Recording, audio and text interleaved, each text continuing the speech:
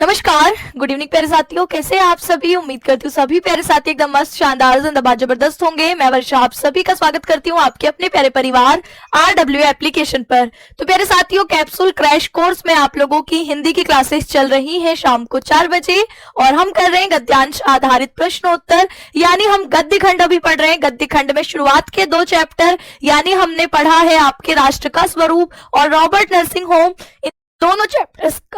इन दोनों चैप्टर्स में हम लोगों ने इसके की पॉइंट्स का रिवीजन करके इसके गद्यांश आधारित प्रश्नोत्तरों को पढ़ा है और अब बारी है उसके आगे के 2 चैप्टर, यानी चैप्टर है अशोक का फूल और उसका अगला चैप्टर है भाषा और आधुनिकता। तो आज की क्लास में हम इन दोनों चैप्टर्स के की पॉइंट्स को समझेंगे, उसके बाद हम जाएंगे आपके नेक्स्ट चैप्टर पर। ठीक है, तो बताओ कमेंट सेक्शन में कौन कौन क्लास में आ चुका है। और चश्मा मेरा खो गया है तो आप लोगों के कॉमेंट्स पढ़ने में थोड़ी सी मुझे समस्या है, पर फिर भी मैं कुछ कुछ नाम पढ़ सकती हूँ, जैसे रश्मि है, अपूर्व है, दीपक है, अंशिका है और अमित है, नितिन है। सभी का बहुत बहुत स्वागत है, सभी को वेरी वेरी गुड इवनिंग। कैसे हो आप लोग? हिंदी के लिए आप लोगों को अगर हिंदी आपने पूरा टॉपर्स 2026 बैच या टॉपर्स 2.0 बैच में पूरा कंप्लीट कोर्स किया है, आपने आधा किया है ना, यानी कुछ कुछ आपका बैकलॉग उसमें हो गया था, तो आप इस बैच में अपना इस कोर्स को शुरुआत से लेकर एंड तक कंप्लीट कर सकते हैं, क्योंकि अब आपके पास समय नहीं होगा। अगर आप अभी एनरोल हो रहे हैं या बीच में आपने क्लासेस लेनी छोड़ दी थी तो आप टॉपर्स 2026 बैच या 2.0 बैच की क्लासेस को कवर नहीं कर पाएंगे, क्योंकि बहुत सारी क्लासेस हैं।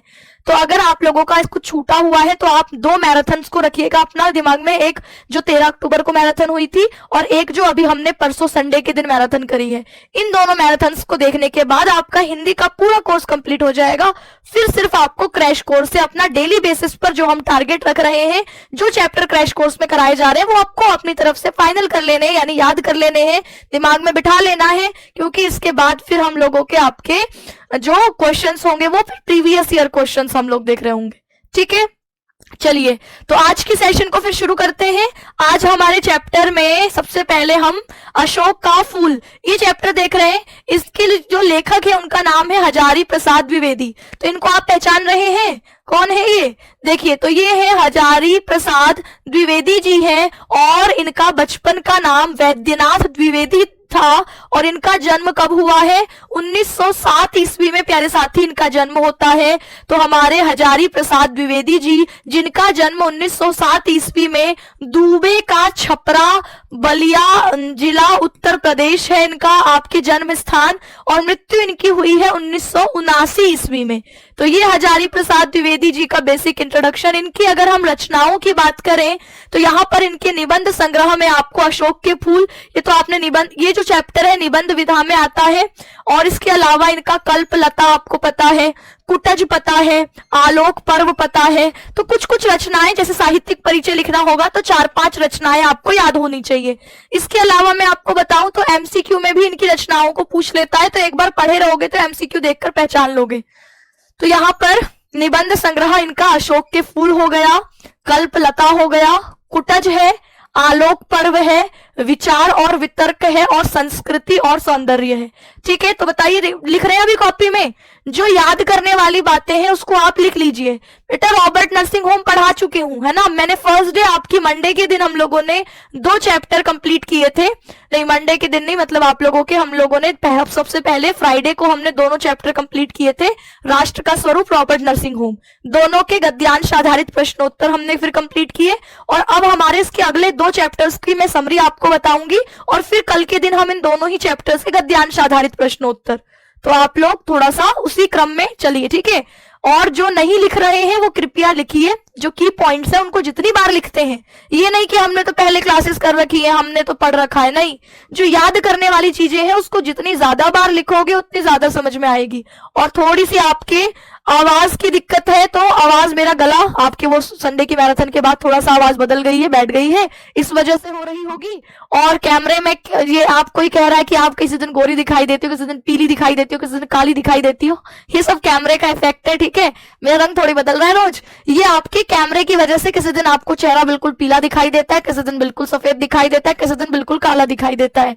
तो इस पर मत जाओ तुम, ठीक है। मेरे चेहरे से क्या करना है तुम्हें पढ़ाई करनी है, तो तुम तसल्ली से बैठकर अपनी पढ़ाई करो। जो चीजें तुम्हें इंपॉर्टेंट बताई जाती है, जो तुम्हें बताया जाता है कि भाई ये याद करने वाली चीजें हैं, उसको लिख लिया करो। ठीक, चलो तो अब यहाँ पर हमारे हजारी प्रसाद द्विवेदी, जिनका जन्म होता है 1907 ईस्वी में, इसके अलावा निधन 1979 ईस्वी में, दुबे का छपरा बलिया उत्तर प्रदेश इनका जन्म स्थान। निबंध संग्रह में अशोक के फूल और कल्पलता और कुटज, याद करिए क्या, कल्पलताओं को खूब कूट दिया है ना, कल्पलता को क्या कर दिया, खूब कूट दिया, तो कल्पलता कुटज हो गया। आलोक पर्व और आपके विचार और वितर्क, तो कुछ रचनाएं ऐसी हो गई। और संस्कृति और सौंदर्य, संस्कृति और सौंदर्य, तो ये निबंध संग्रह है। उपन्यास में इनकी इंपॉर्टेंट है, ये बाणभट्ट की आत्मकथा हो गया, चारू चंद्र लेख है, अनाम दास का पोथा है और पुनर्नवा है। ठीक है, क्या है, पुनर्नवा। तो यहाँ पर बाणभट्ट की आत्मकथा, चारू चंद्र लेख, अनाम दास का पोथा और पुनर्नवा, ये आपके क्या होंगे, ये आपके इंपॉर्टेंट उपन्यास होंगे। फिर हम देखते हैं आलोचनात्मक ग्रंथ की बात करें तो सूर साहित्य, हिंदी साहित्य की भूमिका, हिंदी साहित्य का आदिकाल, नाथ संप्रदाय और साहित्य का मर्म। ठीक है, अशोक पर्व दिया है चिराग में, बेटा सही कर लो, है ना, आलोक पर्व होगा, अशोक पर्व नहीं है, आलोक पर्व ये सही है। अगर चिराग में गलती है तो उसको ठीक कर लीजिए, क्योंकि आप लोगों के बुक में टाइपिंग का जो डिपार्टमेंट होता है, जो बुक में लिखता है, टाइप करता है, उनसे कई बार गलतियां हो जाती हैं, तो वो टाइपिंग मिस्टेक है। सही रचना का नाम है आलोक पर्व। ठीक है, तो यहाँ पर आप लोगों के ये इनकी महत्वपूर्ण रचनाएं हैं। अब हम इस चैप्टर की बात करें तो अशोक के फूल, ये चैप्टर बड़ा घुमावदार चैप्टर है।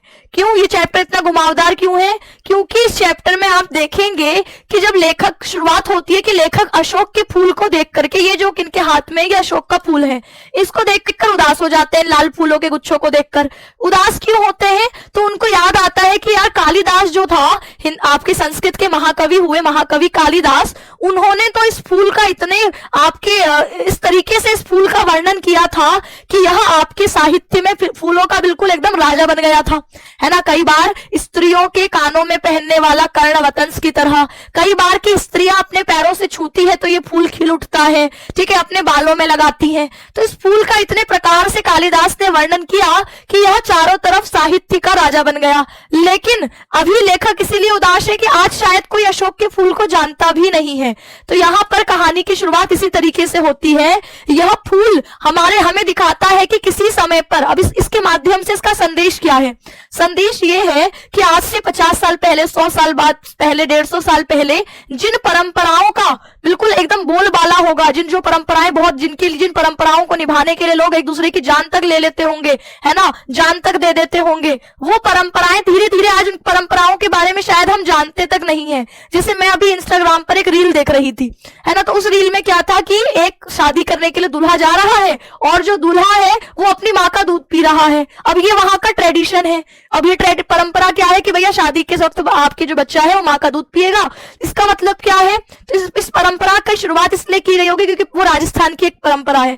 अब राजस्थान में पहले बाल विवाह होता था और इस दूध पिलाने के माध्यम से प्रतीक था कि भाई अपने माँ बाप को मत भूल जाना, है ना, माँ बाप की सेवा करना, आपके माँ के दूध का जो कर्तव्य होता है वो निभाना, ये इसकी परंपरा रही होगी। लेकिन धीरे धीरे आपकी जो भी परंपराएं होती है वो धीरे धीरे समाज में हम देखते हैं कि कम महत्वपूर्ण हो जाती हैं, है ना, जैसे समय बदलता रहता है। तो आज से 200-300 साल पहले तो उस रील में क्या था कि एक शादी करने के लिए दूल्हा जा रहा है और जो दूल्हा है वो अपनी माँ का दूध पी रहा है। अब ये वहां का ट्रेडिशन है। अब ये परंपरा क्या है कि भैया शादी के वक्त आपके जो बच्चा है वो माँ का दूध पिएगा। इसका मतलब क्या है, तो इस परंपरा की शुरुआत इसलिए की गई होगी क्योंकि वो राजस्थान की एक परंपरा है। अब राजस्थान में पहले बाल विवाह होता था और इस दूध पिलाने के माध्यम से प्रतीक था कि भाई अपने माँ बाप को मत भूल जाना, है ना, माँ बाप की सेवा करना, आपके माँ के दूध का जो कर्तव्य होता है वो निभाना, ये इसकी परंपरा रही होगी। लेकिन धीरे धीरे आपकी जो भी परंपराएं होती है वो धीरे धीरे समाज में हम देखते हैं कि कम महत्वपूर्ण हो जाती हैं, है ना, जैसे समय बदलता रहता है। तो आज से 200-300 साल पहले या आपकी मम्मी लोगों के समय पर ही देखेंगे आप, तो बहुत सारी ऐसी परंपराएं होंगी जिनके लिए लोग एक दूसरे की जान तक ले लेते होंगे, लेकिन आज वो दिखती ही नहीं है। पहले लड़कियों का घर से बाहर निकलना कितनी बड़ी बात हुआ करता था, पहले लड़कियों का पढ़ाई करना कितनी बड़ी बात हुआ करता था, लेकिन आज देखो बहुत नॉर्मल है। आपको लड़की स्कूल जाती हुई दिखेगी तो आपको आश्चर्य नहीं होगा। तो इस तरीके से ये जो फूल है इसके माध्यम से दिखाया गया है हमारी संस्कृति में आ रहे लगातार परिवर्तन। किसी चीज का एक समय पर बहुत अधिक महत्व हो सकता है, एक समय बाद नहीं होता। जैसे आपके स्कूल का महत्व बहुत ज्यादा था, पहले हर बच्चा स्कूल ही जाता था, लेकिन आज के समय में बच्चे घर बैठकर ऑनलाइन पढ़ाई कर रहे हैं। तो ये लगातार हो रहा परिवर्तन है। इसके बाद आज से 50-100 साल बाद हो सकता है हमारे जैसे टीचर पढ़ा भी ना रहे हो, आपको रोबोट पढ़ा रहे हो। तो ये इस तरीके से लगातार संस्कृति में परिवर्तन होता रहता है। ये इस फूल के माध्यम से दिखाया गया है कि एक समय पर यह फूल साहित्य में कालिदास जैसे कवियों ने प्रेम के प्रतीक के रूप में, कोमलता के प्रतीक के रूप में दिखाया था कि इसमें जो आपकी कल्पना की गई थी कि यह वृक्ष जब स्त्रियों के नुपुर युक्त, यानी स्त्रियां पायल पहन करके अपने चरणों से जब इस पर कोमल आघात करती थी तो यह फूल खिल जाता था। यह स्त्रियों के कर्णावतंस, कान की बाली बनता था, बालों की शोभा को बढ़ाता था। तो ये क्या है? ये है आपके लगातार हो रहा आपके परिवर्तन कि उस समय तो फूल का महत्व ये था। और इस फूल से जुड़ी हमारी कुछ कहानियां, आप बहुत सारी हमारी कहानियां देखते हैं तो इसमें एक कहानी मिलती है कि कामदेव के पास 5 पुष्पों वाला बाण है, तो उसमें एक स्थान इस अशोक के फूल का भी है। भाई दुनिया में आपके हजारों फूल होंगे, तो उनके पास 5 फूल है, तो वो 5 फूल इंपॉर्टेंट है, इसीलिए तो उनके पास है। तो अशोक का फूल बताओ इतना इंपॉर्टेंट है कि कामदेव के 5 पुष्प बाणों में इसका एक स्थान था, जिससे इन्होंने शिवजी पर वार भी किया था और शिवजी के दिल में प्रेम की भावनाएं उत्पन्न कर दी थी। तो इस तरीके से हमारे इतिहास में बहुत सारे फूल, पक्षी, ये आपकी किसी ना किसी कहानी से जुड़े हुए हैं। जैसे हम कहते हैं माता लक्ष्मी की सवारी उल्लू होती है, तो अब क्या है ये? आपने देखा है कि माता लक्ष्मी जी जो है उल्लू पर सवार होकर जा रही हैं, लेकिन हमारे यहाँ कहानी है। हम कहते हैं कि आपके जो माता पार्वती के बड़े बेटे हैं कुमार कार्तिकेय, वो आपके मोर उनकी सवारी है। हम कहते हैं कि गणेश भगवान चूहे पर बैठकर जाते हैं।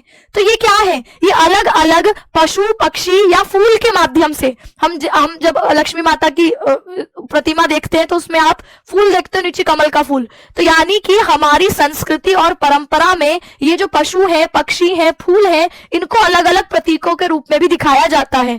अब जैसे आपके कहा कि ऐसा कब हुआ कि ये फूल अचानक से हमारे साहित्य से गायब होने लगा, तो इसके लिए बताया कि जैसे आपके भारत में मुस्लिम सत्ता आई है ना, उन्होंने आपकी जो है आक्रमण किया, भारत में युद्ध आदि बढ़ने लगे, तो धीरे धीरे ये फूल गायब हो गया। अब इसके 2 मतलब हैं। तो मतलब क्या है? एक तो कि हाँ, फूल को अब उतना लोग नहीं भाव देते, उतना उसका नाम नहीं लेते, अशोक के फूल को लोग भूल गए हैं। दूसरा ये कि यहाँ पर अचानक लोगों की मानसिकता में, पहले लोग बड़े कोमल स्वभाव के हुआ करते थे, लेकिन जहां युद्ध वगैरह होगा, लड़ाई झगड़ा होगा, मारकाट होगी, वहां लोग भी कठोर बन जाएंगे। तो धीरे धीरे फूल प्रतीक था कोमलता का, स्त्री सौंदर्य का, और वहीं धीरे धीरे जैसे जैसे भारत में आक्रमण बढ़े, लोग बदले, साहित्य से फूल गायब हुआ।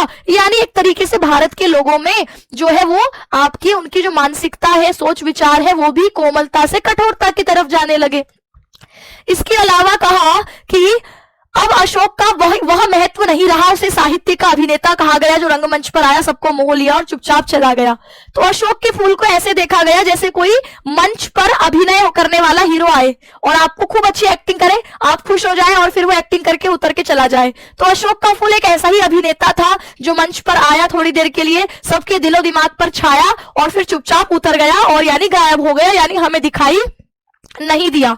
अशोक के फूल के माध्यम से हमारी एक और परंपरा को दिखाया कि भारत में केवल आर्य जाति नहीं थी, अलग अलग यक्ष, गंधर्व, किन्नर, हूण, ये सब जातियां थी, और इन सब की जातियों में भी अशोक के फूल का एक महत्व था। जैसे संतान चाहने वाली जो स्त्रियां थी वो इन पेड़ों की जाके पूजा करती थी। हम बौद्ध स्थल देखे, भरहुत, सांची, बोध गया, तो वहां भी हमें ऐसी प्रतिमाएं दिखती हैं जिसमें संतान चाहने वाली स्त्रियां इन पेड़ों के सामने जाकर पूजा कर रही हैं। तो इस फूल का यह भी महत्व है कि हमारे प्राचीन समय में भाई स्त्रियां जाके इन पेड़ों की पूजा करती थी ताकि उनको संतान प्राप्ति हो। तो ये हमारे अशोक के फूल के माध्यम से हमारी संस्कृति कैसे कैसे बदल रही है, इसको भी दिखाया गया है। इन स्त्रियों के वृक्षों को पैरों से स्पर्श करने के कारण दोहद, यानी उस पेड़ में फूल आ जाना, फल आ जाना, ये सब दिखाया गया है, जिससे कि नारियों का संबंध इस फूल से जोड़कर दिखाया गया है। कामदेव का संबंध तो मैंने आपको बताया ही। इसके अलावा आपके भारत की संस्कृति में जैसे जैसे परिवर्तन आया, जैसे यक्ष गंधर्वों के समय पर हम कह रहे हैं कि संतान चाहने वाली स्त्रियां इस पेड़ की पूजा किया करती थी। फिर धीरे धीरे भारत में आपके बौद्ध धर्म जो है या आपके जो अन्य धर्म है उसमें दो शाखाएं बढ़ गई। एक शाखा जो बिल्कुल बहुत कठोर है और एक थोड़ी सी जो नरम है। तो जो नरम वाली शाखा है वो आपकी इस अशोक के फूल के माध्यम से संस्कृति में आ रहे परिवर्तन को दिखाती है। जैसे कहा बौद्ध धर्म में जो वज्रयान शाखा है, तो बौद्ध धर्म जैसे एक धर्म चल रहा है उस धर्म की दो ब्रांचेस हो गई, एक में बहुत सख्त नियम कानून है और एक थोड़ा सा लचीला है। तो यहाँ पर जो लचीला वाला भाग है वह यहाँ पर मान के चलिए कि मानो अशोक के फूल इस परंपरा में, इस संस्कृति में प्रवेश किया और एक नया मार्ग उसने निकाला। एक तो कठोर रह गया और एक थोड़ा सा कोमल हो गया। तो यहाँ पर यही बताया कि जो आपके वज्रयान शाखा है उसमें भी काम, तंत्र, सौंदर्य का समावेश हो गया। ऐसे ही शैव मार्ग है जो शिव को मानने वाले हैं, शाक्त मार्ग है शक्ति को पूजने वाले हैं, उसमें भी अशोक के फूल का तांत्रिक महत्व। एक होता है कि आपने पूजा पाठ करी, एक है कि उसकी तंत्र क्रियाएं, जादू टोने के मंत्र होते हैं, इन सब में इसका प्रयोग बढ़ने लगा। तो ये भी हमारी फूल के माध्यम से संस्कृति को दिखाया कि कैसे कैसे संस्कृति में जो फूल पहले संतान चाहने वाली स्त्रियों के द्वारा पूजा जा रहा था, है ना, जो फूल साहित्य में आपके जो स्त्रियां कानों में पहनती हैं इस तरीके से देखा जा रहा था। ऐसे ही यहाँ पर वही फूल कैसे किसी खास धर्म में, जैसे बौद्ध धर्म में, शैव शाक्त लोगों में एक कोमलता का प्रतीक बना, एक नया मार्ग उसने निकाला, सौंदर्य की ओर इसको झुकाया। तो ये फूल के माध्यम से हमारी संस्कृति में आ रहे परिवर्तनों को दिखाया है। फिर बोला कि भारत की आज जो परंपराएं हैं, आपको क्या लगता है सब भारत के आर्य लोगों की हैं? कहा जाता है भारत में पहले आर्य लोग रहते थे, तो बोले नहीं, उसमें असुर, असुर मतलब जो राक्षस वगैरह हैं जो आर्यों से लड़ाई करते थे, यक्ष, गंधर्व, नाग, शक, हूण, अप्सराएं। अब ये सब क्या है? ये सब अलग अलग जातियां, जैसे आप कहते हो भैया बनिया है, सुनार है, तो पंडित है, तो क्षत्रिय है ना, ये जाट है, ये आपके गुर्जर है, तो ये अलग अलग आप संप्रदाय कहते हो। तो ऐसे ही उस समय की जातियां हैं। तो ये यक्ष और गंधर्व, यक्ष जाति मानी जाती थी खूब धन संपन्न वाली जाति, गंधर्व मानी जाती थी जो आपके जिनके पास नृत्य संगीत आदि का ज्ञान है। ऐसे ही नाग, शक, हूण, बहुत सारी जातियां अलग अलग हुआ करती थी और इनमें भी अशोक के फूल का अलग अलग तरीके से महत्व हुआ करता था। तो हर परंपरा में, हर संस्कृति में, हर समय में यह फूल किसी ना किसी प्रतीक के रूप में उपस्थित था। तो यानी हम कह सकते हैं कि जैसे अभी देख लो, आप देखोगे कि हर स्टेट में हम चले जाए, उत्तर प्रदेश देख ले, तमिलनाडु देख ले, अरुणाचल प्रदेश देख ले, राजस्थान देख ले, हरियाणा देख ले, तो हर जगह की कुछ अलग परंपराएं हैं और हर परंपरा का कोई ना कोई एक सही मतलब होता है। लेकिन कई बार हम उस सही मतलब को ना समझकर उस परंपरा को एक गलत मोड़ दे देते हैं। जैसे एक समय पर आपके सती प्रथा हुआ करती थी। सती प्रथा में क्या होता था कि अगर किसी का पुरुष आपके जो है वो मर जाता था तो स्त्री को उसी की चिता में जलकर मर जाना पड़ता था।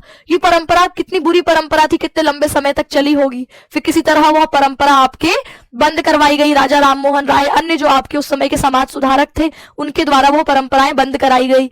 तो यही है कि समाज में हर समय पर अलग अलग संस्कृति के लोग रहते हैं, वो कुछ परंपराएं बनाते हैं। पहले घूंघट की परंपरा कब आई होगी, पहली बार घूंघट कब किया होगा? तो कहा जाता है कि भाई जब भारत में विदेशी लोग आए तो वो क्या करते थे, औरतों को उठाकर ले जाते थे। युद्ध होते थे तो युद्ध में औरतों को, लड़कियों को उठाकर ले जाते थे। तो उस समय पर आपके घूंघट की प्रथा आई कि औरतों को घर के अंदर छुपा के रखना, घूंघट में रखना, ताकि किसी गैर जो है पुरुष या जो आपके बाहर से आए हुए आक्रमणकारी हैं उनकी नजर ना पड़े, इसलिए शुरू की होगी। लेकिन हमने उस समय चलो उसकी जरूरत थी, लेकिन आज तो ऐसे घूंघट की कोई ऐसी खास जरूरत नहीं है। लेकिन हमने उसको ट्रेडिशन बना दिया, परंपरा बना दिया कि भाई हमारे यहाँ तो लड़कियां घूंघट में ही रहेंगी, औरतें घूंघट में ही रहेंगी। तो इस तरीके से आपकी यह परंपराएं हमारे समाज में बनती हैं और समय के साथ बदलती भी हैं। धीरे धीरे आप देखोगे कि अब घूंघट कम हो रहा है ना। तो ये बदलेंगी। आज से 100, 150, 200 साल बाद शायद घूंघट पूरी तरीके से, जहां कुछ कुछ जगहों में अभी बचा हुआ है, पूरी तरीके से खत्म हो जाए। तो ये है लगातार संस्कृति में आ रहा परिवर्तन। एक ही समय पर अलग अलग संस्कृतियां एक साथ मिलजुल कर रहती हैं। इसी को रविंद्रनाथ टैगोर क्या कहते हैं, महामानव समुद्र। जैसे समुद्र में बहुत सारी नदियां आके मिलती हैं, ऐसे ही एक समय पर आप लोगों के जो अलग अलग परंपराएं हैं, अलग अलग संस्कृतियां हैं, वो सब मिलजुल कर आगे की तरफ बढ़ती है। और जैसे कोई हरियाणा का व्यक्ति है, वो कुछ दिन राजस्थान रह करके आएगा, तो वो अपना कुछ ना कुछ राजस्थान में छोड़कर आएगा, अपनी संस्कृति, अपने भाषा, अपने विचार, अपनी परंपराओं में से कुछ ना कुछ राजस्थान में सिखा के आएगा और कुछ ना कुछ राजस्थान से सीख कर आएगा। तो ऐसे समय पर भी हम एक दूसरे की संस्कृतियों से कुछ कुछ चीजें उठाते हैं और कुछ अपनी संस्कृति की उनको देते भी हैं। तो इस तरीके से लगातार फेरबदल होते रहते हैं। एक चीज आपके दूर दूर फैलती है, दूर से कोई चीज आप अपनाते हैं और संस्कृति कुल मिला के इन सबका सम्मिश्रण होती है। तो यहाँ पर कहा कि यहाँ पर महामानव समुद्र का मतलब है कि हर संस्कृति, हर जाति, हर पूजा पद्धति घुल मिल गई है। आज की हिंदू संस्कृति भी आर्य और आर्येतर, तो आज की जिसको हम हिंदू संस्कृति कह रहे हैं, वह हमारे भारत में जो आर्य जाति कही जाती है, आर्य और आर्येतर यानी आर्यों से जो अलग थी, उन दोनों की परंपराओं का मेल है, जिसमें वैदिक यज्ञ के साथ साथ यक्ष और गंधर्वों की पूजा भी है। जैसे पहले समय पर सिर्फ वैदिक यज्ञ हुआ करते थे, आर्य लोग क्या करते थे, मूर्तियों की पूजा थोड़ी करते थे, वो तो यज्ञ करते थे, प्रकृति की पूजा करते थे। लेकिन धीरे धीरे अलग अलग परंपराओं से अलग अलग लोग आए, तो धीरे धीरे मूर्ति पूजा का कॉन्सेप्ट बना कि हमें मूर्ति बना के पूजा करनी चाहिए। फिर धीरे धीरे मंदिरों का कॉन्सेप्ट बना। तो ये आपके अलग अलग चीजें हम अलग अलग लोगों से सीख करके अपनी परंपरा बनाते रहते हैं और इसमें लगातार परिवर्तन होता रहता है। और जो चीजें, जो परंपराएं जो जरूरी नहीं रहती, वो मिट जाती है। तो समय उन्हीं को बचाता है जो आपके लिए जरूरी है। अगर कोई ऐसी परंपरा है जो मनुष्य को अपने हिसाब से लग रही है कि अब उतनी कंफर्टेबल नहीं है, जैसे घूंघट आप देखिए धीरे धीरे खत्म हो रहा है। क्यों? क्योंकि जो स्त्रियां घर से बाहर काम के लिए निकल रही हैं, अगर इतना बड़ा घूंघट डाल देंगे तो बस हो गया उनका काम, नहीं हो सकता। तो घूंघट धीरे धीरे हटा, है ना। तो अब देखो मैं घूंघट में पढ़ा रही हूँ, नहीं पढ़ा रही हूँ, वो अलग बात है। किसी किसी क्लास में मैं आपको जो है वो कुछ एक्टिंग करके दिखा देती हूँ घूंघट करके, पर रोज की क्लास तो घूंघट में नहीं ले रही ना। तो इसीलिए हमारे लिए जो हमारे जीवन को आसान बनाएगा वो हम अपने पास रखते जाएंगे। जो चीज हमारे जीवन को मुश्किल बनाती जाती है, मनुष्य उसको पीछे छोड़ता जाता है ना। तो इसीलिए कहा कि आपके जो ये समय है ना, ये समय बड़ा निर्मम है। ये निर्मम क्यों है? क्योंकि यह उन सब चीजों को खत्म करता जाता है जो मनुष्य के लिए जरूरी नहीं है, और जो जरूरी है उसको बचाता जाता है। तो मनुष्य के लिए धर्म, तब तक धर्म की चीजों को वो मानता है जब तक उसको लगता है कि मैं मान सकता हूं, और जब उसको लगता है कि ये धर्म या ये परंपरा या ये संस्कृति मेरे रास्ते में बाधा बन रही है, तो उसको छोड़कर वह आगे बढ़ता जाता है। तो हमारे समाज से देखो कितनी सारी परंपराएं खत्म हुई हैं। आज से 50-100 साल पहले जो परंपराएं हैं वो आज हमें नहीं दिखाई देती। तो इसीलिए कहा कि बाकी जो चाहे त्योहार, व्रत, धर्माचार, रस, संस्कृति हो, सबको बहा देता है। तो कितने प्रकार के त्योहार होंगे जो पहले के समय पर मनाए जाते थे, आज नहीं दिखाई देते। व्रत, अब ये करवा चौथ जैसा वाला व्रत है जो पहले उतना समय में नहीं होता था, लेकिन हमारे जो इंडियन टीवी सीरियल हैं, उन्होंने व्रत को इतना, वो खास तौर पर करवा चौथ के व्रत को इतना पॉपुलर कर दिया है कि अब आप हर घर में देखेंगे करवा चौथ का व्रत हो रहा है। जिन मम्मियों ने सालों से व्रत नहीं रखा था, अब वो भी थोड़ा आपके, जब से ये फोटो वीडियो का कल्चर चला है, वो भी शुरू कर रही है। शादी के 20 साल बाद हो गए हैं, अब 21वें साल से उन्होंने करवा चौथ व्रत करना शुरू किया है। तो ये हमें जो परंपरा, ट्रेडिशन दिखाई दे रहा है, कहां से? ये हमारे फोटो कल्चर के कारण, टीवी में सीरियल्स में देखने के कारण। तो ये फॉलो हो रहा है, लेकिन ये थोड़ी कि हमेशा रहेगा, है ना। अभी तो लड़कियां, भैया, जो औरतें हैं भूखी रह ले रही हैं। कितनी देर भूखे रहना पड़ता है इसमें? 12-13 घंटे भूखे रहना पड़ता है ना, भूखे और प्यासे। अब इनको देख देख करके कुछ लड़के भी रखने लग गए हैं, है ना। अब लड़के रखते हैं कि उनको रखवाया जाता है जबरदस्ती धमका के, ये तो नहीं पता, पर पहले नहीं होता था ऐसा। अब पहले करवा चौथ का व्रत सिर्फ औरतें रखती थी, लेकिन धीरे धीरे आजकल मर्द भी रखने लगे हैं, आदमी लोग भी रखने लगे हैं कि भैया हमारी पत्नी की भी आयु लंबी हो। तो ये आपके इस तरीके से परंपराओं में परिवर्तन भी देखने को हमें मिलता है। लेकिन ये धर्म या परंपराएं तब तक ही साथ निभाती है जब तक मनुष्य को लगता है कि हाँ मैं इसको फॉलो कर सकता हूँ, मेरा जीवन ये आसान कर रहा है। जहां ऐसा लगा कि भैया इसको अपना करके मेरा कोई नुकसान हो जाएगा या मैं घाटे में आ जाऊंगा, फिर मनुष्य उसको छोड़ देता है और खुद आगे निकल जाता है। तो इस प्रकार समय की निर्ममता ऐसी होती है कि वो अपना सब कुछ पीछे छोड़ करके निरंतर आगे बढ़ती रहती है। इस प्रकार हमारी संस्कृति में लगातार परिवर्तन होता रहता है। तो यहाँ पर कहा कि अशोक आज भी मस्त है। अब अशोक के फूल का एक समय पर खूब नाम था, आज नहीं है, ठीक है। तो वो आपके समय की बात है भाई, समय समय की बात है। किसी समय पर अभी आजकल गुलाब के फूल के ज्यादा भाव बढ़े हुए हैं। दुकान पे जाओगे फूल लेने के लिए तो पता चलेगा हाय इतना महंगा गुलाब, और जैसे जैसे फरवरी नजदीक आ रहा है गुलाब के दाम बढ़ते जा रहे हैं। तो भाई अभी गुलाब का महत्व है, नहीं तो फूल देखोगे तो कोई सा भी सुंदर होगा, होगा, सूरजमुखी का भी सुंदर होगा, है ना, जो चमेली का फूल होगा वो भी सुंदर होगा, गेंदे का फूल भी सुंदर होगा। पर हमारे शायरों ने, कवियों ने, हिंदी गीतों ने आजकल गुलाब के फूल को सर पर चढ़ा रखा है, तो उसको सर पर चढ़ा रखा है तो सब वो महंगा भी उतना ही मिल रहा है। तो ऐसे ही कहा, लेकिन एक समय के बाद अशोक के फूल का महत्व खत्म हो जाएगा, वो भी बेचारा ऐसे ही कोने पर पड़ा होगा, कोई उसको उठाने को तैयार नहीं, कोई पहचानने को तैयार नहीं कि यही गुलाब का फूल है। तो समय ऐसा ही होता है। लेकिन अब ये सब देखने का नजरिया हमारा है, हमें लग रहा है कि एक टाइम पर बताओ अशोक का फूल इतना ज्यादा फेमस था, इतना ज्यादा प्रसिद्ध था, आज तो उसकी कोई पूछ ही नहीं है, बेचारा रोता होगा। तो भैया ऐसा कुछ नहीं है, अशोक का फूल कल भी मस्त था, आज भी मस्त है, भविष्य में भी मस्त रहेगा। आपका नजरिया बदला है, वो तो वैसे ही खिलता है, वो तो आज भी वैसे ही लाल रंग का है, वो आज भी वैसे ही गुच्छे में निकल रहा है, बस देखने का नजरिया हमारा बदला है, मनुष्य की दृष्टि बदल गई है। तो ये मनुष्य का जब तक किसी से स्वार्थ पूरा होता है तो वो उसको अपनाता है, जहां उसका स्वार्थ पूरा नहीं होता मनुष्य उसको छोड़ देता है। ठीक है, तो इसीलिए आपके अशोक के फूल से शायद मनुष्य का स्वार्थ पूरा नहीं हो रहा, इसलिए अशोक के फूल को भुला दिया। अशोक का फूल तो आज भी वैसे ही मस्त आपके खिला हुआ है जैसा पहले था, आपके परिवर्तन आया है मनुष्य की दृष्टि में। अब ये परिवर्तन बहुत जरूरी भी है, मनुष्य भी क्या करे, तो बोले कि अगर यहाँ पर हम अपनी संस्कृति में, अपने सुंदरताओं में परिवर्तन ना करें तो हम बच ही नहीं पाएंगे, क्योंकि धीरे धीरे हम आधुनिकता की तरफ बढ़ रहे हैं। जैसे जैसे आधुनिक हो रहे हैं वैसे वैसे व्यावसायिकता, हमारे आसपास सारे इलेक्ट्रॉनिक गैजेट्स आ रहे हैं। अब इनके साथ हमें रहना है तो हमें, जैसे हमें किताब, मैं कहूंगी मैं तो किताब से ही पढ़ूंगी, मैं तो नहीं पढ़ूंगी फोन से, लेकिन भाई धीरे धीरे सब लोग जब फोन में पढ़ने लगेंगे, लैपटॉप में पढ़ने लगेंगे, तो भाई किताबें तो धीरे धीरे मार्केट में आएंगी कम, और एक समय आएगा किताबें विलुप्त हो गई, सब लैपटॉप से पढ़ रहे हैं, सब फोन से पढ़ रहे हैं। अब इस समय पर तो फिर मैं सबसे ज्यादा मूर्ख कहलाऊंगी ना, कि सब निकल गए हैं आगे और मैं अड़ी हुई हूं, नहीं मैं तो किताब से ही पढ़ूंगी। तो हमें अपनी संस्कृति में लगातार जैसे जैसे आधुनिकता की तरफ बढ़ते हैं, व्यावसायिकता आती है, तो वैसे वैसे हमें अपने आप में परिवर्तन करना पड़ता है, तो कुछ चीजें छोड़नी जरूरी होती है। तो ये मैं आया रहूं कि नहीं मैं तो इसको अपना के रखूंगी, तो वो भी नहीं होता, कुछ चीजों को हमें छोड़ना पड़ता है। जैसे नदी आगे बहती रहती है, ऐसी संस्कृति भी आगे बहती रहती है, ताकि मनुष्य का जीवन आपके लगातार बढ़ता रहे, सही तरीके से आगे चलता रहे। तो इसीलिए बदलना जरूरी था, नहीं बदलते तो मशीन और विज्ञान की दौड़ में हम लोग पिस जाते। पर उदासी इस बात की है कि बदलाव ने भावनाओं को पीछे छोड़ दिया। तो थोड़ी देर के लिए भावनात्मक स्तर पर हमें बुरा लगता है कि हाय, किताब, जब नई नई किताबें आती थी तो कितना मजा आता था, हम लोग किताबों में अपना नाम सजाते थे, किताबों पे अखबार के कवर चढ़ाते थे, चिट लगाते थे उस पर, है ना। मैं वाली लेके आती थी, वो जो गुड़िया वाली चिट होती है ना, बारबी डॉल वाली, वो चिट लेकर के आती थी, चिट लगाते थे, नई नई किताबों की खुशबू सूंघने में मजा आता था। लेकिन धीरे धीरे भाई चीजें गायब होंगी, तो जो हमें परिवर्तन में दुख होता है वो होता है भावनात्मक स्तर पर। हम इमोशनल हो जाते हैं कि अब इसको हम नहीं, जैसे अब 12वीं तुम्हारी खत्म होगी, तुम थोड़े इमोशनल हो जाओगे कि दीदी आज ये आखिरी क्लास होगी, अब कल से हम आप लोगों से नहीं पढ़ेंगे, तो थोड़ी देर के लिए वो बुरा लगता है, लेकिन बढ़ना तो आपको आगे है ही। ऐसा तो नहीं कर सकते ना कि हम तो एग्जाम में फेल होके आएंगे, कुछ नहीं लिख के आएंगे ताकि अगले साल भी आपसे पढ़े, ये ज्यादा बुरा होगा, फिर घर में कुटाई और हो जाएगी। तो हमें भले ही भावनात्मक स्तर पर कितना ही बुरा लग रहा हो, लेकिन हमें पुरानी चीजों को आगे पीछे छोड़कर सब आपके लगातार आगे बढ़ना होता है। और जब हम आगे बढ़ते हैं तो पीछे कुछ ना कुछ चीजें छूटती हैं। जब मैं इन हाथों से कुछ छोड़ूंगी तभी तो कुछ नया पकड़ूंगी। तो इसी तरीके से संस्कृति का परिवर्तन भी है। तो अशोक के फूल के माध्यम से हजारों वर्षों की यहाँ हो रही सांस्कृतिक यात्रा, मानवीय भाव, रस और सभ्यता के उत्थान पतन को यहाँ पर लेखक ने दिखाया है।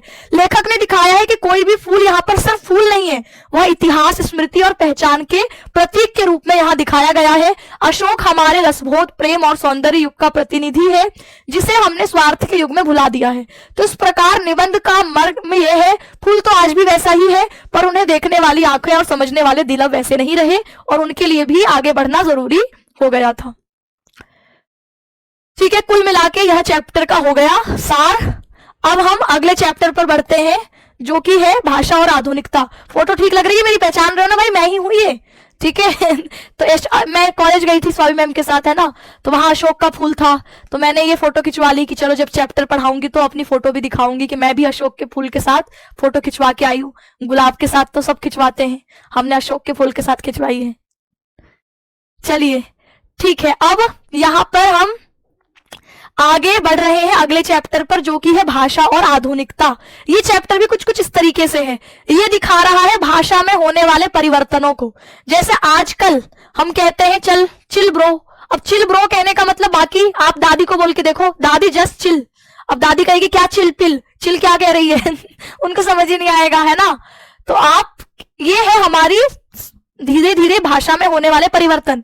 ठीक है, तो आप जैसे कोई कहे कि भ्राताश्री आज आपकी अत्यंत आवश्यकता है ना, आपके बिना शब्द भी बहुत आपके जो है ये आधुनिक हिंदी वाला हो जाएगा। जैसे आप रामायण महाभारत की भाषा, हिंदी भाषा देखते हैं, तो वो आपकी उस समय की भाषा है। अगर वैसी ही भाषा हम आज प्रयोग करेंगे तो लोग कहेंगे भैया ये क्या बोल रहे हो, थोड़ा सा हमसे हिंदी में बात करो। आप कहोगे हिंदी तो बोल रहा हूं, वो कहेंगे नहीं समझ में आ रहा है। जैसे जब मैं हिंदी के शॉर्ट्स पहले बना रही थी तो हमारी एडिटिंग टीम कहती थी कौन सी हिंदी आप ही कैसी शॉर्ट्स बनाती हो, हमें समझ ही नहीं आता कि इसमें क्या लगाए। मैंने कहा हिंदी तो बोलती हूँ, कह रहे आपकी हिंदी हमारे समझ में ही नहीं आती।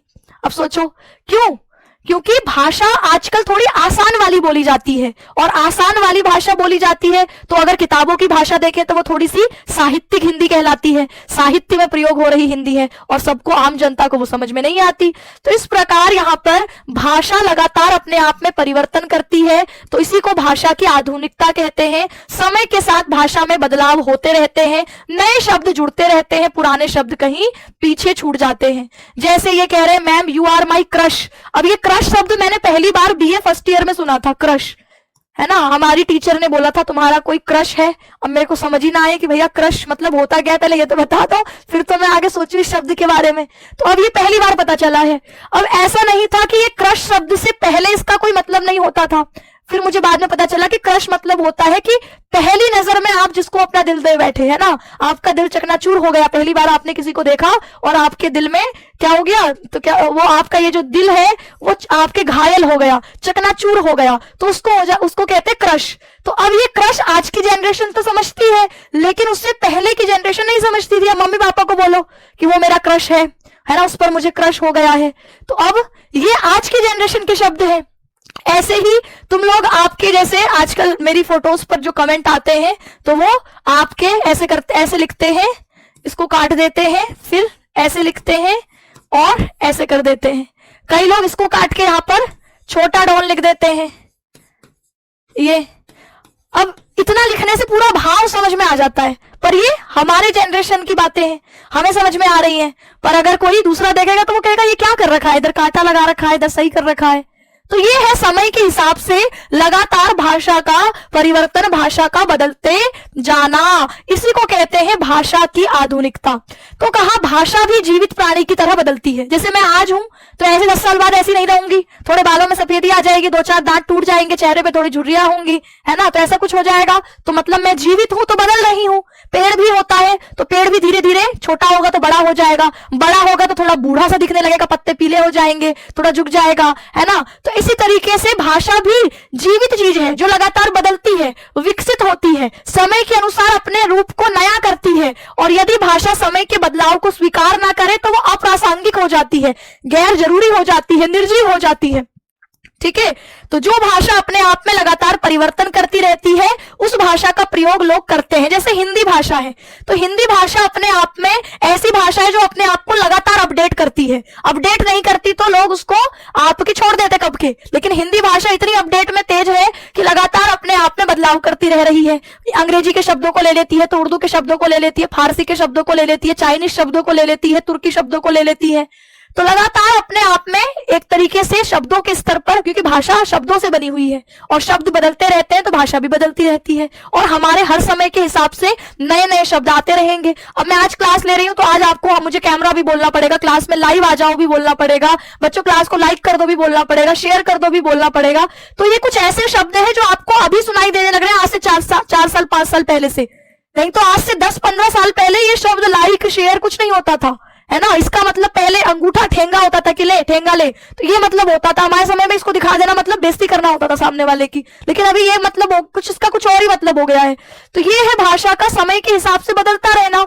जो भाषा अपने आप में जितना अपडेट करती है, जितना परिवर्तन करती है, वो लोगों के लिए उतनी जरूरी बनी रहती है, लोग उसका प्रयोग करते रहते हैं। लेकिन अगर वह अपने आप में अपडेट नहीं करेगी तो लोग उसको छोड़ देंगे। जैसे कोई मोबाइल है तो कोई मोबाइल अगर अपने आप, जैसे ये आईफोन है, ये सबसे ज्यादा अपडेट करता है, हर साल अपने आप को कुछ ना कुछ नया फीचर जोड़ तोड़ करके मार्केट में ले आता है। तो लोगों का बिल्कुल क्रेज बना हुआ है कि भैया आईफोन 15 लेना है, 16 लेना है, 17 लेना है, 18 लेना है, 19 लेना है, 20 लेना है, पता नहीं कहां जाके रुकेगी गाड़ी। तो ये लगातार अपने आप में अपडेट कर रहा है, तो लोगों के लिए सपना हो गया है कि भैया अगले साल ये वाला फोन आएगा, हम तो ये वाला लेंगे। तो ऐसे ही अगर ये अपडेट नहीं करता, अगर मैंने अपने आप को अपडेट नहीं करा होता, मैं आज भी वो नोकिया वाला जो छोटा सा फोन आता है जिसमें सांप वाली गेम आती है, अगर वही खेलती रहती, तो सोचो फिर मुझे ऑनलाइन पढ़ाना, फोन चलाना, फोन से जितने जरूरी काम हो सकते हैं वो कुछ भी नहीं आते, तो मैं तो समय से पीछे रह जाती। सब लोग आपके जो है एंड्रॉइड चला रहे हैं और मैं आज तक वही नोकिया चला रही हूं। तो यानी जैसे जैसे समाज बदलता है, समय बदलता है, तो हम अपने आप में परिवर्तन करते हैं, अपने फोन में परिवर्तन करते हैं, अपने पहनावे में परिवर्तन करते हैं, खान पान में परिवर्तन करते हैं। तो बिल्कुल ऐसे ही भाषा भी समय के हिसाब से अपने आप को अपडेट करती है, परिवर्तन करती है। यही भाषा और आधुनिकता है। जैसे हमारे महाकवि माघ हुए, वो कहते हैं शणे शणे यत नवताम उपैति तदेव रूप रमणीयता। जो निरंतर अपने आप में परिवर्तन करते रहे, जो क्षण नहीं बदलती रहे, वही सुंदर होती है। जैसे गर्लफ्रेंड सुंदर लगती है क्योंकि रोज नए नए कपड़े पहन के आएगी, नया नया मेकअप करके आएगी, तो सुंदर लगेगी। अब बीवी सुंदर नहीं लगेगी क्योंकि वो रोज वैसे ही दिखेगी तुम्हें, बिना मेकअप की, है ना, रोज उसका चेहरा वैसा ही होगा, तो तुम्हें वो सुंदर नहीं लगेगी। अब बीवी हो गई है तो रोज सुबह भी देखना है, शाम को भी देखना है, तो कुछ नयापन नहीं आ रहा। और जबकि गर्लफ्रेंड थी तो वो थोड़ी देर के लिए आती थी, खूब सज धज के आती थी, थोड़ी देर मिलते थे, उसके बाद चली जाती थी, तो अच्छी लगती थी। तो इसीलिए यहाँ पर महाकवि माघ भी यही बात कहते हैं कि जो अपने आप में पल पल नयापन लेकर के आता है वो रमणीय बना रहता है, सुंदर बना रहता है। तो भाषा भी ऐसी ही है। भाषा में आकर्षणता, भाषा में सुंदरता तब आती है जब वो नई रहे, सरल रहे और युग के अनुकूल रहे। ठीक है, युग के अनुकूल होनी जरूरी है। पुरानी कठिन और बोझिल भाषा जन चेतना तक नहीं पहुंचती। अभी तुमको जो आपकी 1970, 80, 90 में लड़कियां होती होंगी, 70 की लगा लो, मतलब 1960, 70 की जो लड़कियां होंगी, है ना, उनसे तुम्हारी शादी करा दें, वो तुम्हारी अगरबत्ती लेके पूजा कर रही हैं, बुरा है भला है जैसा भी है मेरा पति मेरा देवता है, तुम उसके साथ निभा नहीं पाओगे। क्यों? क्योंकि तुम उसको मोमोज, है ना, ये चल बर्गर खाने चलते हैं, चल पार्टी करते हैं, चल वहां जाते हैं, क्लब में जाते हैं, ये करते हैं, वो करते हैं, रील बनाते हैं, बोलोगे, वो समझेगी ही नहीं, वो कहेगी नहीं ऐसे नहीं करते, ठीक है, पति तो देवता होता है, तुम्हारे पैर दबाने लगेगी, तो तुम उसके साथ एडजस्ट नहीं कर पाओगे। क्यों? क्योंकि तुम पहुंच गए हो यहाँ पर 2025 में और वो अभी 1960 में ही रह गई है, तो तुम्हारी उससे रोज लड़ाई होगी। तो इसलिए ऐसी भाषा भी है। अगर भाषा भी 1960 में ही रह जाए, है ना, अभी रामायण और महाभारत के समय में ही रह जाए, तो तुम्हें लगेगा कि इतनी कठिन भाषा बोलने से अच्छा है मैं चुप रहूं, तो मौन व्रत रख लोगे कि जब तक ये सिस्टम चल रहा है मैं मौन व्रत रख लेता हूं। तो इसीलिए भाषा भी सरल, युग के अनुकूल अगर होती है, नयापन अपने आप में लेकर आती है, तो वो हमारे लिए जरूरी बनी रहती है। अगर वो अपने आप में नयापन नहीं लेकर के आएगी तो वह लोगों के हृदय तक नहीं पहुंचेगी, हृदय उसको आपकी जो है वो स्वीकार नहीं करेगा। तो पुरानी कठिन बोझिल भाषा जन चेतना तक, लोगों के दिल तक नहीं पहुंच पाती।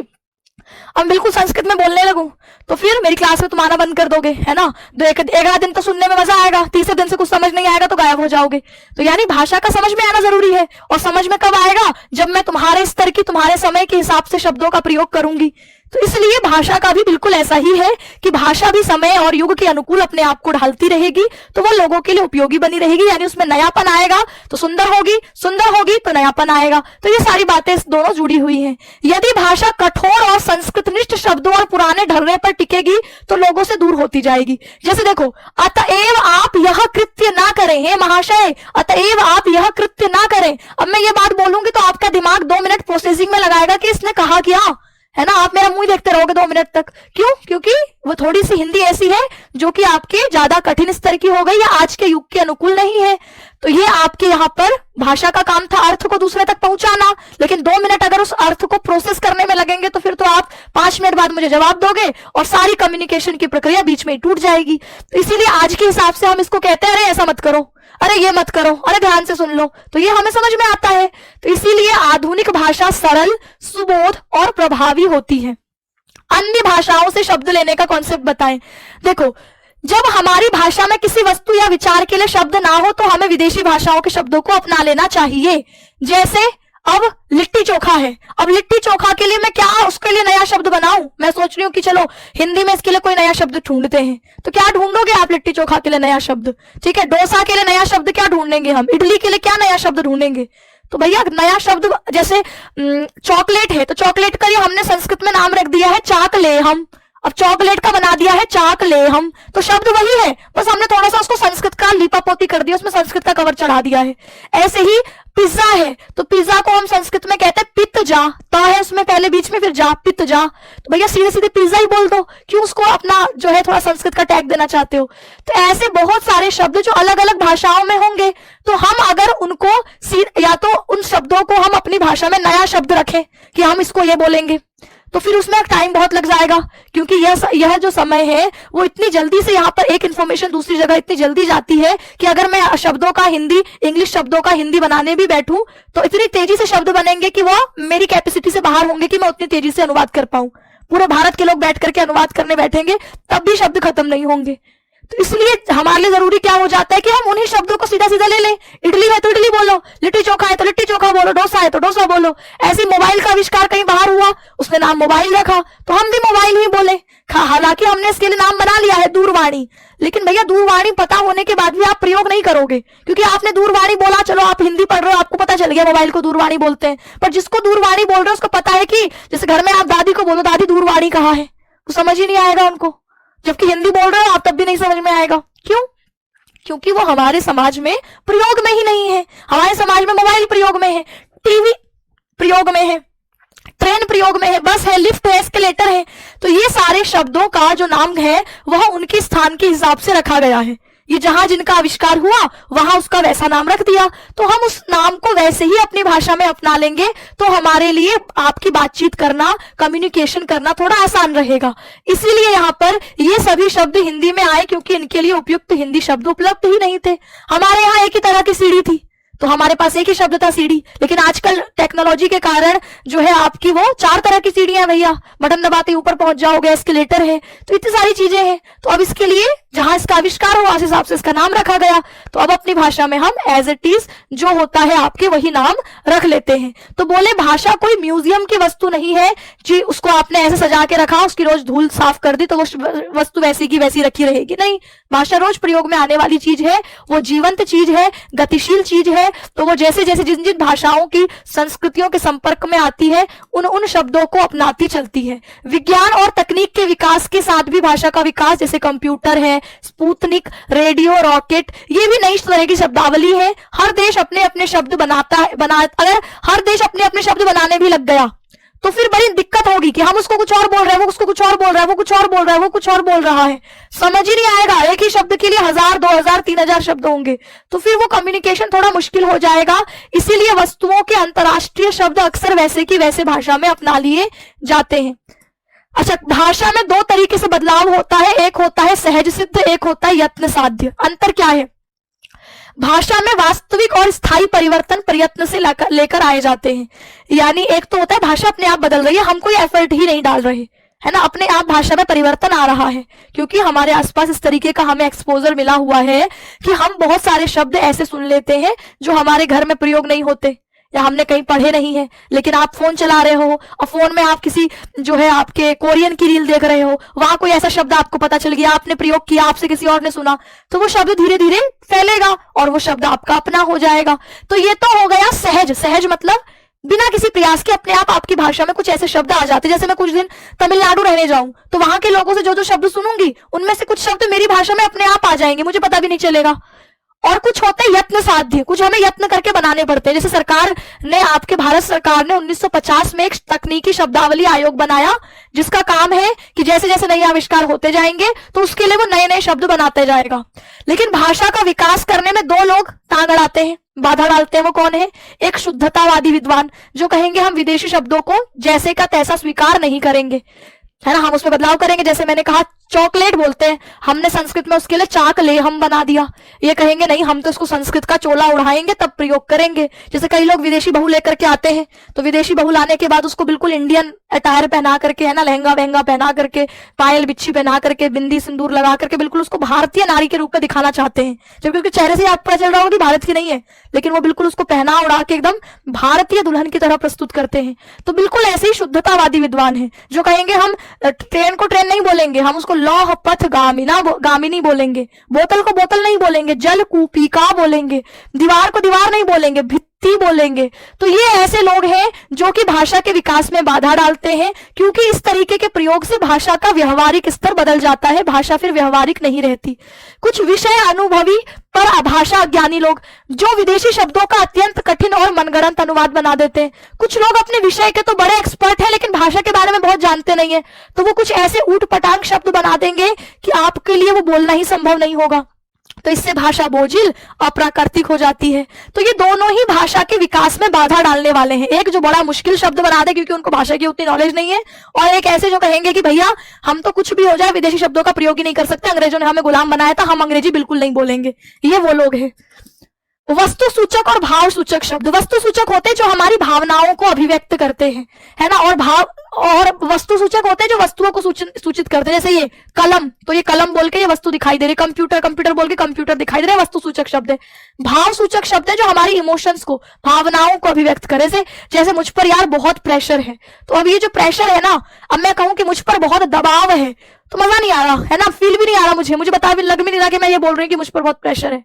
तो दबाव और प्रेशर, तो ये दबाव एक इमोशन वाला वर्ड है कि मुझ पर बहुत ज्यादा प्रेशर है ना, हम पे तो पढ़ाई का बहुत ही ज्यादा प्रेशर है, मम्मी पापा का बहुत ही प्रेशर है, तो ये भावनात्मक शब्द है। स्टेटस, उसका स्टेटस देखा मैंने आज, उसका स्टेटस कुछ ठीक नहीं चल रहा, तो ये स्टेटस जो है ये आपके भाव सूचक शब्द है। इंटरेस्ट, मेरा उसमें इंटरेस्ट नहीं है, मेरा उसमें इंटरेस्ट है, तो ये इंटरेस्ट जो आप बोलते हो, अब इसके लिए हिंदी शब्द है रुचि, मेरी उसमें रुचि है, मेरी उसमें रुचि नहीं है, तो ये आपके व्यवहारिकता से थोड़ा सा कट जाता है, तो ये भाव सूचक शब्द है। इनके लिए यदि भाषा में पर्याय उपलब्ध ना हो तो हम इसको ऐसे टीज अपना सकते हैं, कोई दिक्कत नहीं है। कठिन शब्द अभ्यास से सहज बन जाते हैं। कई बार जो कठिन शब्द हमें शुरुआत में पहली बार सुनने में लगते हैं, अगर उनका लगातार अभ्यास करा जाए तो वो सरल भी हो जाते हैं। जैसे मैं अभी कह रही हूँ कि मुझ पर बहुत प्रेशर है, अगर इसी की जगह मैं हर जगह दबाव सुनूं और दबाव बोलूं तो कुछ समय बाद ही मुझे बहुत कॉमन लगेगा, लेकिन अभी हम लोगों को प्रेशर बोलने की आदत है, इंटरेस्ट बोलने की आदत है, इसीलिए हमें हिंदी के शब्द यहाँ पर अटपटे और थोड़े बनावटी लग रहे हैं, लेकिन बार बार प्रयोग करते हुए उन शब्दों का वो शब्द आसान लगने लग जाते हैं। जैसे ऊष्मा, ताप, उष्ण, ये शब्द पहले सुनने में कठिन लगते हैं, लेकिन अब आप साइंस वगैरह पढ़ते हो तो बार बार ऊष्मा आता होगा, ताप आता होगा, तो आपके लिए बड़े सामान्य शब्द हैं, जबकि अभी सुनने में लग रहे हैं ये ऊष्मा ताप, लेकिन विज्ञान में जब आप पढ़ते तो पढ़ते पढ़ते आपको आदत हो जाती है, खुद भी आप ताप ही बोलेंगे, ऊष्मा ही बोलेंगे। तो अभ्यास से कई बार भाषा के शब्द आसान भी हो जाते हैं। तो भाषा का मुख्य उद्देश्य है स्पष्टता, आसानी से समझ में आना। भाषा यदि स्पष्ट और सरल अभिव्यक्ति ना दे तो वह टिक नहीं सकती। केवल अंग्रेजी या उर्दू शब्दों को दास्ता का प्रतीक मानकर त्याग देना अव्यावहारिक है। इसीलिए हमें आपके भाषा को लगातार अपडेट करना चाहिए। भाषा का विकास सिर्फ विद्वानों के कमरे में नहीं होता, बल्कि वह आम जनजीवन आम लोगों के बीच बोली जाती है। तो हम जो नए शब्दों का प्रयोग बना भी रहे हैं, अगर मैंने कोई नया शब्द बना दिया तो मेरी कोशिश रहनी चाहिए कि वो कहानियों में, टीवी में, गानों में प्रयोग हो, ताकि आम जनता को उस शब्द के बारे में पता चले और वो उसका प्रयोग करे। तो जब हम नए शब्द बनाए अपनी भाषा में तो लोगों तक पहुंचाए, इसका भी इंतजाम होना चाहिए। सरकार और शिक्षित वर्ग की भूमिका, सरकार को ऐसे कार्यक्रम चलाने चाहिए और आपकी जो विद्वान लोग हैं वह भी, उन दोनों की यह जिम्मेदारी है कि नए शब्द और नई शैली जनता तक पहुंचे, तभी भाषा का मानकीकरण हो पाएगा और व्यवहारिक शब्दावली बन पाएगी। ठीक है, तो यानी नए शब्द केवल बनाना नहीं बल्कि उनके प्रयोग को व्यवहार में लाना भी उचित है। व्यवहारिक भाषा ही भाषा का प्राण तत्व है। इसीलिए कुल मिलाकर के हमें नए शब्द पाठ्य पुस्तकों, साहित्य, आम बोलचाल में प्रयुक्त होने लगे, तभी भाषा आधुनिक कहलाती है। तो जब नए नए शब्द जो हम किताबों में लिख रहे हैं, जो हम बना रहे हैं, अगर आम लोगों की जबान पर चढ़ जाए तो यानी कि भाषा धीरे धीरे अपडेट कर रही है, भाषा आधुनिक हो रही है। और यही इस चैप्टर का सारांश है। अब हम कल इन दोनों ही चैप्टर से बनने वाले गद्यांश आधारित प्रश्नोत्तरों को देखेंगे। एक बार आप लोग खुद से भी दोनों चैप्टर्स को पढ़ करके देखिएगा, ठीक है, और कुछ चीज नहीं समझ में आती है तो आप मुझसे पूछ सकते हैं। बाकी दोनों ही चैप्टर्स आप लोगों को मैंने अच्छे से समझा दिए। को मैं आज यही एंड करती हूँ। सभी को नमस्कार, धन्यवाद।